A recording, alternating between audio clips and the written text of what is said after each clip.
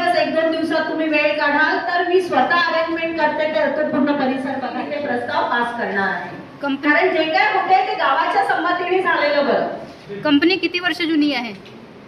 Company 10 वर्ष जुनी होती, परंतु ती 2012 पासून बंद पडलेली होती 2024 पर्यंत. 24 पासून त्यांनी प्रक्रिया सुरू केली आणि ती आता 25 मध्ये सुरू झाली. म्हणजे नोव्हेंबर महिन्यात, नोव्हेंबर 2025 ला सुरू झाली, म्हणजे 6 महिने समजा. मध्ये गावकऱ्यांनीच बंद ठेवली होती त्रास होता म्हणून. हे सरपंच असताना यांनीच बंद केली होती.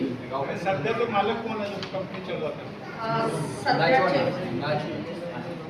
आशिष नचराणी.